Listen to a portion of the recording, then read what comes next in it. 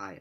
So I've been wanting to make this video for ages, but I haven't got around to it until being stuck in quarantine, which has given me an opportunity to do it.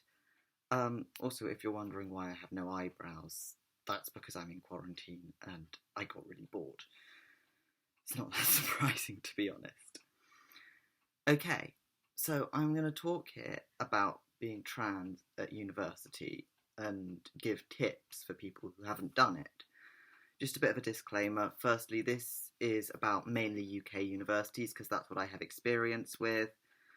And what I'm going to say is pretty basic stuff. Also, everyone's experience is different. This is a lot of my personal opinions. So, yeah, it's kind of self-explanatory. By no means see what I'm saying as a Bible that you have to follow. Okay. So my first point about being trans at university is that you really don't owe anyone else information about your gender identity. Like, it's your choice if you want to disclose stuff to people. Whether you're out and you don't know whether or not to tell people that you were actually assigned a different gender to the one they recognise you as at birth, or if you're not ready to come out to people, that's absolutely fine. Like, whoever they are, you don't have to tell them. Not even your flatmates, not even your classmates. Tell people when you're ready, not before. Okay, the second point I would think is pretty important to make about this is that the first thing you're going to want to do when you get to uni is find your crowd. And this can be difficult, especially if, like me, you're not the biggest fan of clubbing. I tend to get sensory overload in them, so, it's just not my thing. So where can you find people who you're going to be comfortable with and going to be able to make friends with? Well, there are a lot of different options. Obviously, LGBT youth groups or LGBT societies are great if there is one nearby or your university has an LGBT society. However, obviously, not everyone has that option, and you can start your own society if you want, that's great, but it's going to be a lot of work, and I'm not expecting anyone to do that. Other groups within university are really good for making friends. I'd recommend political groups, or kind of nerdy groups based around different fandoms. They're really fun.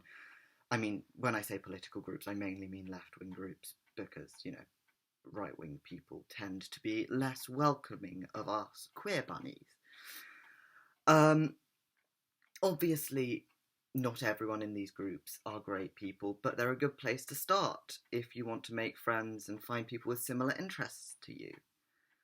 I would be wary of sports groups, although obviously if you like sports, that's great and go do them, but be aware there can be toxic drinking cultures and other uncomfortable things going on, such as forcing people to do certain rituals when they join the groups, which isn't particularly nice. So yeah, there are lots of non-alcohol ways to meet people and have fun at university, and you don't have to feel pressured into going clubbing if you don't want to. The next thing I would say that's really important about being a trans person at university is you've got to expect awkward questions. We often say that it's not our job to educate people about trans issues, and that is totally true. You do not have to explain your life and give people detailed information about you because you just don't.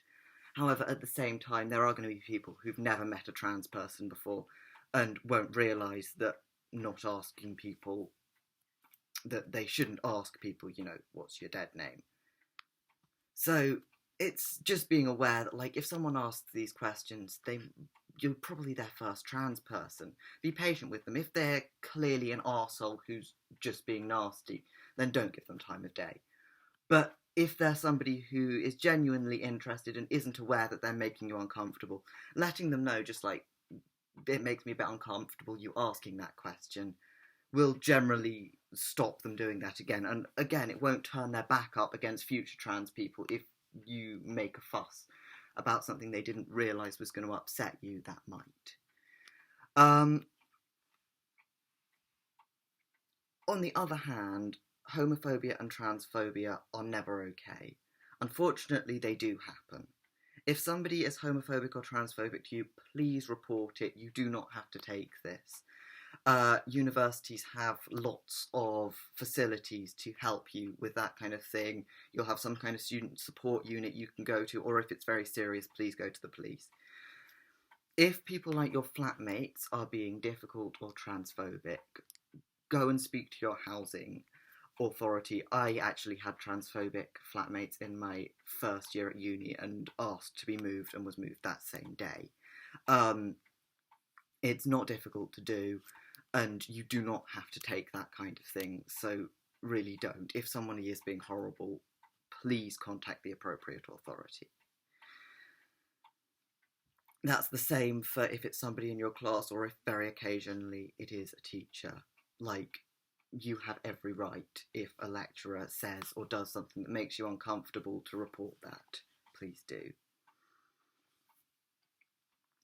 Another really important thing about being a trans person at university, and how you can gain visibility and feel like you're being recognised without having to shout about who you are, is before you go to a new seminar group, you can email your tutor and ask them to do a pronoun round at the beginning.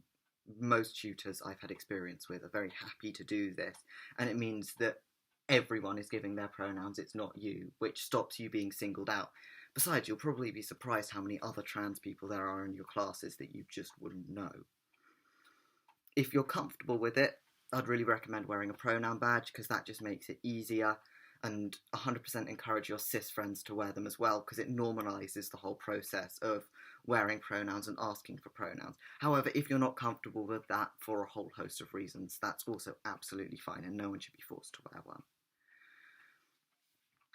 The last thing I would say, which is probably the most important, is be prepared for some awkward encounters. You'll laugh about them later, but at the time they might be awkward.